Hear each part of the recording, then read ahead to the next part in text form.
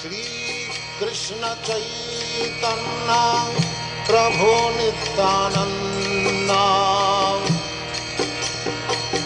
Shri Advaita Gadadhar Shivasadi Gaur Bhakta.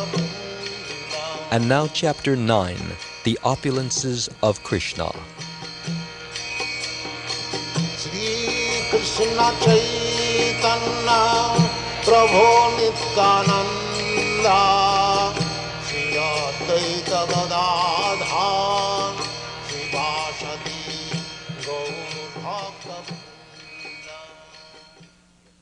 Since Lord Chaitanya is especially merciful to innocent, unsophisticated persons, his name is also Patita Pavana, the deliverer of the most fallen conditioned souls. Although a conditioned soul may be fallen to the lowest position, it is possible for him to advance in spiritual science if he is innocent. Sanatana Goswami was considered to be fallen according to the Hindu social system because he was in the service of the Mohammedan government. Indeed, he had even been excommunicated from Brahminical society due to his employment. But because he was a sincere soul, Lord Chaitanya showed him special favor by granting him a wealth of spiritual information. The Lord next explained the situation of different spiritual planets in the spiritual sky. The spiritual planets are also known as Vaikuntha planets. The universes of the material creation have a limited length and breadth, but as far as the Vaikuntha planets are concerned, there is no limitation to their dimensions because they are spiritual. Lord Chaitanya informed Sanatana Goswami that the length and breadth of each and every Vaikuntha planet is millions and billions of miles. Each of these planets is unlimitedly expanded, and in each and every one of them there are residents who are full in all 6 opulences: wealth, strength, knowledge, beauty, fame, and renunciation. In each and every one of these Vaikuntha planets, an expansion of Krishna has his eternal abode, and Krishna himself has his original eternal abode called Krishna Loka or Goloka Vrindavan.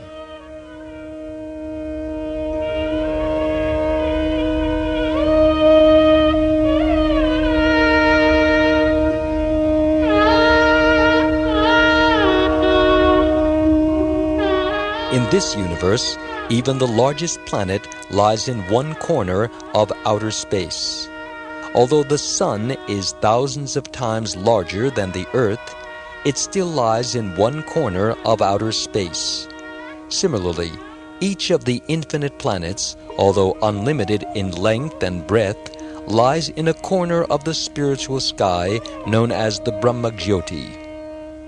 In the Brahma Samhita, this Brahma Jyoti is described as Nishkalam Anantam Ashesha Bhutam, or undivided and unlimited, and without a trace of the material modes of nature. All the Vaikuntha planets are like petals of a lotus flower, and the principal part of that lotus, called Krishna Loka or Goloka Vrindavan, is the center of all the Vaikunthas. Thus the expansions of Krishna in various forms, as described herein, as well as his various abodes on the spiritual planets in the spiritual sky, are unlimited. Even demigods like Brahma and Shiva cannot see or even estimate the extent of the Vaikuntha planets. This is confirmed in Srimad Bhagavatam, Canto 10, Chapter 14, Verse 21. Quote, "No one can estimate the length and breadth of all the Vaikuntha planets." Unquote. It is also stated there that not only demigods like Brahma and Shiva are unable to make such an estimate, but even Ananta, the very incarnation of the Lord's opulence of strength, cannot ascertain any limit to the Lord's potency or to the area of the different Vaikuntha planets.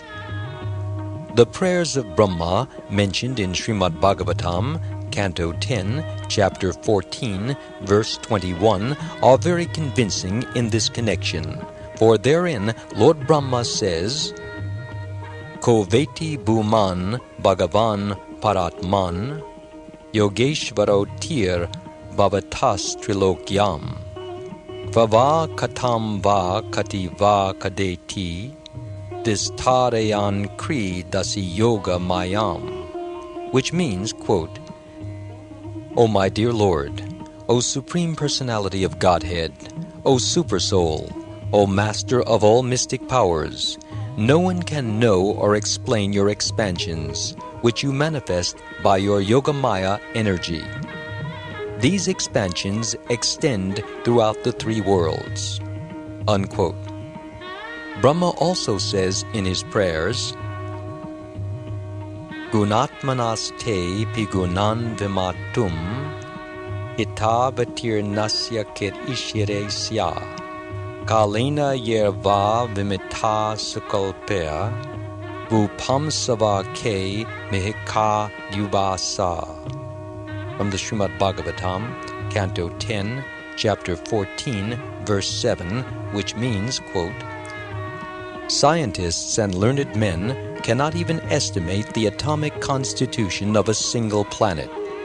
Even if they could count the molecules of snow in the sky or the number of stars in space, they cannot estimate how it is you descend on this earth or in this universe with your innumerable transcendental potencies, energies, and qualities. Unquote. Lord Brahma informed Narada that none of the great sages, including himself, could estimate the potential strength and energy of the Supreme Lord. He admitted that even if Ananta, with his thousands of tongues, tried to estimate the Lord's energies, he would fail.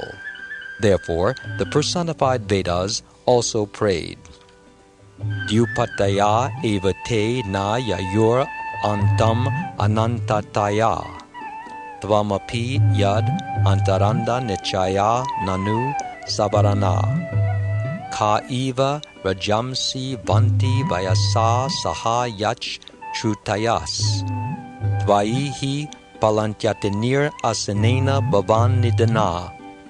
From the Srimad Bhagavatam, Canto 10, Chapter 87, Verse 41, which means, quote, My Lord, you are unlimited, and no one has estimated the extent of your potencies. I think that even you do not know the range of your potential energies. Unlimited planets float in the sky just like the atoms, and great Vedantists who are engaged in research to find you discover that everything is different from you. Thus they finally decide that you are everything. Unquote.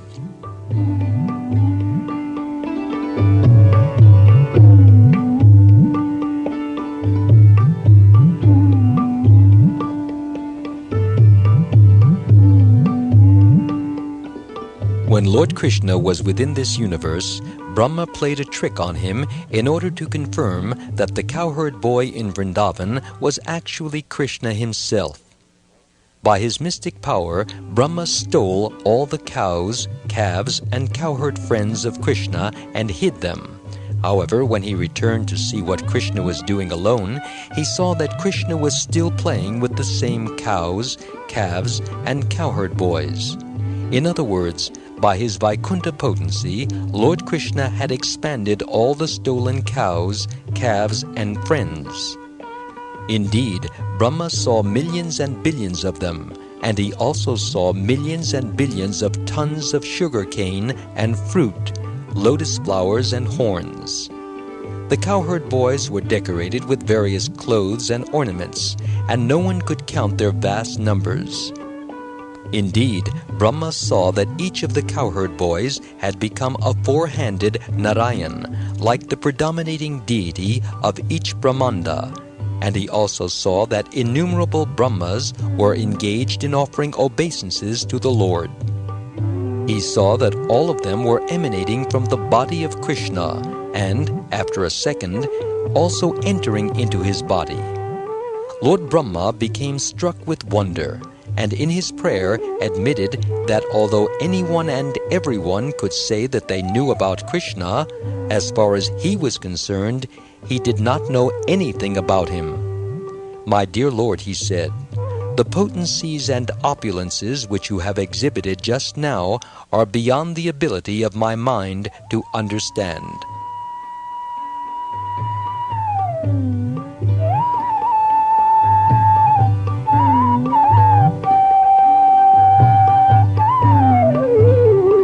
Lord Chaitanya further explained that not only Krishna Loka, but even Vrindavan, Lord Krishna's abode on this planet, cannot be estimated as far as potency is concerned. From one point of view, Vrindavan is estimated to be 32 square miles in area, yet in one part of this Vrindavan, all the Vaikunthas exist. The area of the present Vrindavan contains 12 forests and covers about 84 kroshas, or 168 miles in area, and Vrindavan city is estimated to be about 16 kroshas, or 32 miles. How it is all the Vaikunthas exist there is beyond material calculation. Thus Chaitanya Mahaprabhu proclaimed the potencies and opulences of Krishna to be unlimited. Whatever he told Sanatana Goswami was only partial, but by such a partial presentation one can try to imagine the whole.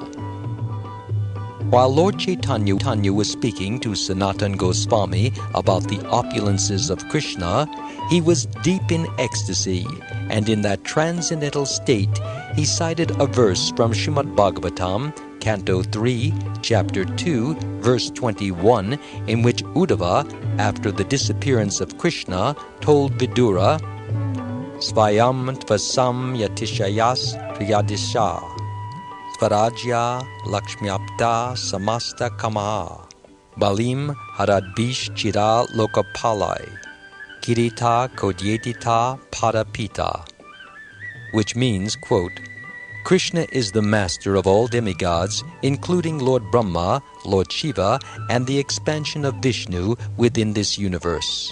Therefore, no one is equal to or greater than him, and he is full in 6 opulences.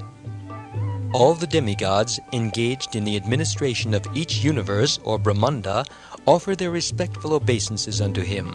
Indeed, the helmets on their heads are beautiful, because they are decorated with the imprints of the lotus feet of the Supreme Lord." Unquote. It is similarly stated in Brahma Samhita, Chapter 5, verse 1, that Krishna is the Supreme Personality of Godhead, and no one can be equal to or greater than him.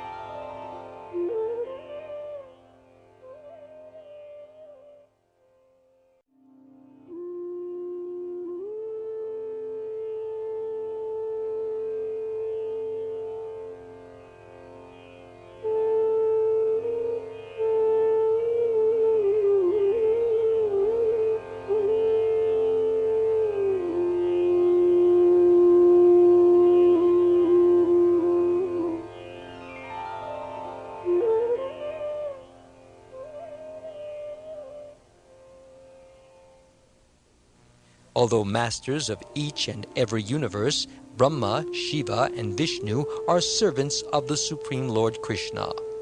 That is the conclusion. As the cause of all causes, Lord Krishna is the cause of the Mahavishnu, the first incarnation and controller of this material creation. From the Mahavishnu, the Garbhodakashayi Vishnu and Shirodakashayi Vishnu come. Thus Krishna is master of the Garbhodakashayi Vishnu and Kshirodakashayi Vishnu, and he is also the Supersoul within every living entity in the universe. In Brahma Samhita, chapter 5, verse 48, it is stated that by the Mahavishnu's breathing, innumerable universes are produced, and in each universe there are innumerable Vishnu tattvas. But it should be understood that Lord Krishna is the master of them all, and they are but partial plenary expansions of Krishna.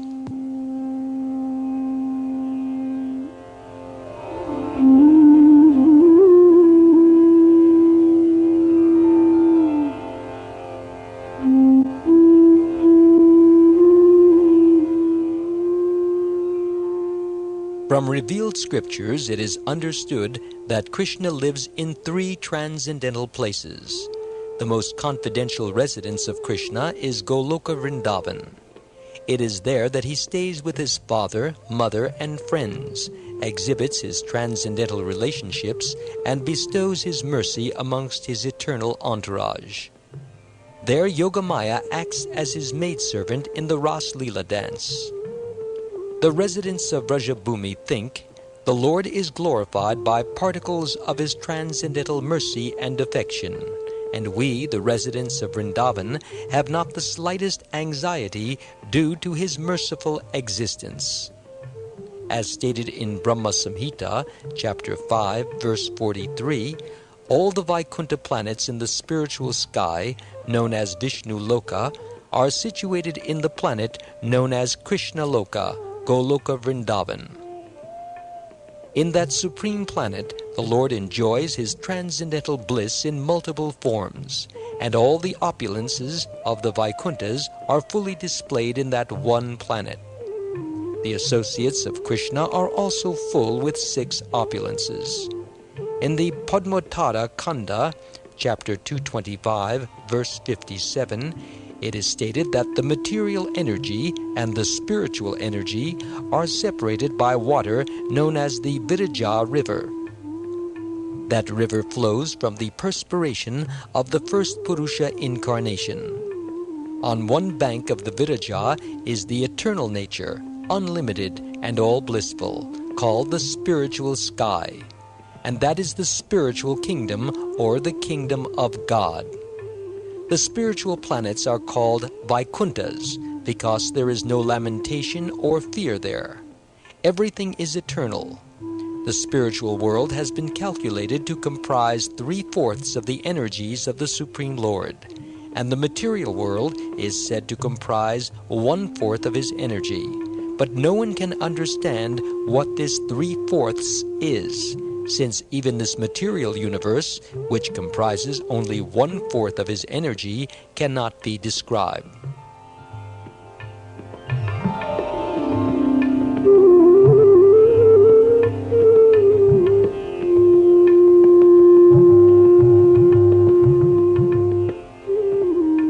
Trying to convey to Sanatan Goswami something of the extent of 1/4 of Krishna's energy, Chaitanya Mahaprabhu cited an incident from Srimad Bhagavatam in which Brahma, the Lord of the universe, came to see Krishna at Dwarka. When Brahma approached Krishna, the doorman informed Krishna that Brahma had arrived to see him. Upon hearing this, Krishna inquired as to which Brahma had come, and the doorman returned to Brahma and asked, "Which Brahma are you?" Krishna has asked. Brahma was struck with wonder. Why did Krishna ask such a question? He informed the doorman, "Please tell him that Brahma, who is the father of the 4 Kumaras and who has 4 heads, has come to see him." The doorman informed Krishna and then asked Brahma inside. Brahma offered his obeisances unto the lotus feet of Krishna, and after receiving him with all honor, Krishna inquired about the purpose of his visit. "I shall tell you of my purpose in coming here," Lord Brahma replied, "but first I have a doubt which I ask you to kindly remove. Your doorman told me that you asked which Brahma has come to see you. May I inquire if there are other Brahmas besides me?" Upon hearing this, Krishna smiled and at once called for many Brahmas from many universes. The 4-headed Brahma then saw many other Brahmas coming to see Krishna and to offer their respects. Some of them had 10 heads, some had 20, some had 100, and some even had 1,000,000 heads. Indeed, the four-headed Brahma could not even count the Brahmas who were coming to offer their obeisances to Krishna. Krishna then called many other demigods from various universes, and they all came to offer their respects to the Lord. Upon seeing this wonderful exhibition, the four-headed Brahma became nervous and began to think of himself as no more than a mosquito in the midst of many elephants. Since so many demigods were offering obeisances unto the lotus feet of Krishna, Brahma concluded that the unlimited potency of Krishna could not be estimated. All the helmets of the various demigods and Brahmas shone brightly in the great assembly, and the prayers of the demigods made a great sound. "Dear Lord," the demigods said, "it is your great mercy that you have called us to see you. Is there any particular order? If so, we will carry it out at once." "There is nothing especially required of you," Lord Krishna replied. "I only wanted to see you together at one time. I offer my blessing to you. Don't fear the demons." "By your mercy, everything is all right," they all replied. "There are no disturbances at present, for by your incarnation, everything inauspicious is vanquished." As each of the Brahmas saw Krishna, each thought that he was only within his universe. After this incident, Krishna wished all the Brahmas farewell, and after offering respects to him, they returned to their respective universes. Upon seeing this, the four-headed Brahma at once fell down at the feet of Krishna and said, "What I thought about you at first was all nonsensical. Everyone may say that they know you in perfection, but as far as I am concerned, I cannot begin to conceive how great you are. You are beyond my conception and understanding." This particular universe is only 4,000 million miles broad, Krishna then informed him, but there are many millions and billions of universes which are far, far greater than this one. Some of these are many trillions of miles broad, and all these universes require strong Brahmas, not just four-headed. Krishna further informed Brahma, "This material creation is only a quarter manifestation of my creative potency. 3/4 of my creative potency is in the spiritual kingdom." After offering obeisances, the four-headed Brahma parted from Krishna, and he could understand the meaning of the Lord's 3/4 energy.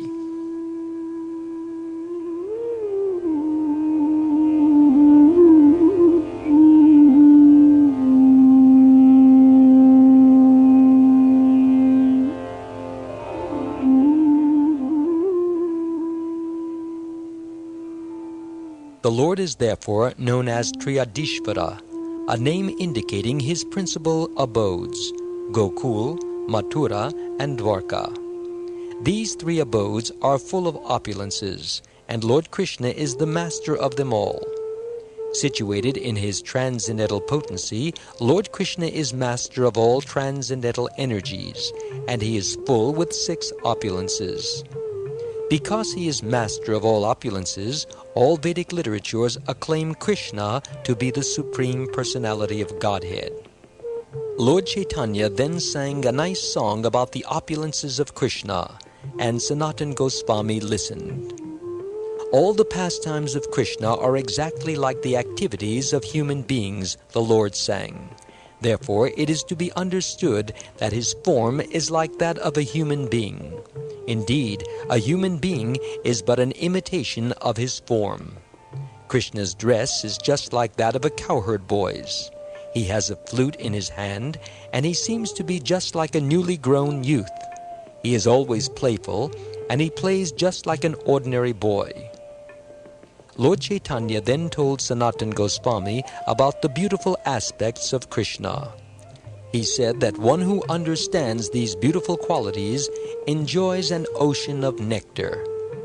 The Yogamaya potency of Krishna is transcendental and beyond the material energy, but the Lord exhibits his transcendental potency even within this material world just to satisfy his confidential devotees.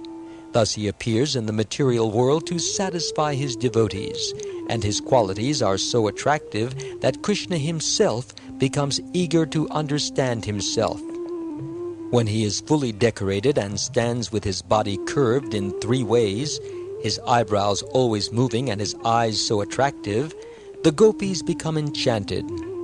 His spiritual abode is at the top of the spiritual sky, and he resides there with his associates, the cowherd boys, the gopis, and all the goddesses of fortune.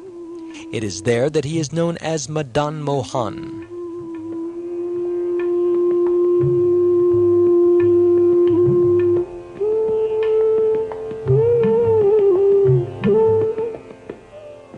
There are many different pastimes of Krishna, such as his pastimes in the forms of Vasudeva and Sankarshan, and in the material sky, his pastimes are carried on as the first Purusha incarnation, the creator of the material world. There are also pastimes in which he incarnates as a fish or a tortoise, and there are pastimes in which he takes the forms of Lord Brahma and Lord Shiva as incarnations of the material qualities. In his pastimes as an empowered incarnation, he takes the form of King Prithu, and he also carries on his pastimes as the super soul in everyone's heart and as the impersonal Brahman as well. Although he has innumerable pastimes, the most important is that of Krishna in human form, frolicking in Vrindavan, dancing with the gopis, playing with the Pandavas on the battlefield of Kurukshetra, and playing in Mathura and Dwarka. Of his important pastimes in human form, the most important are those pastimes in which he appears as a cowherd boy, a newly grown youth who plays a flute. It is to be understood that a mere partial manifestation of his pastimes in Goloka, Mathura, and Varavati or Dwarka can overflood the whole universe with love of Godhead. Every living entity can be attracted by the beautiful qualities of Krishna. The manifestation of his internal potency is not even exhibited in the kingdom of God or on the planets of Vaikuntha, but he does exhibit that internal potency within the universe when, through his inconceivable mercy, he descends from his personal abode. Krishna is so wonderful and attractive that he himself becomes attracted by his own beauty, and this is proof that he is full of all inconceivable potencies. As far as Krishna's ornaments are concerned, when they decorate his body, it appears that they do not beautify him, but the ornaments themselves become beautiful simply by being on his body. When he stands in a 3-curved way, he attracts all living entities, including the demigods. Indeed, he even attracts the Narayan form, which presides in each and every Vaikuntha planet.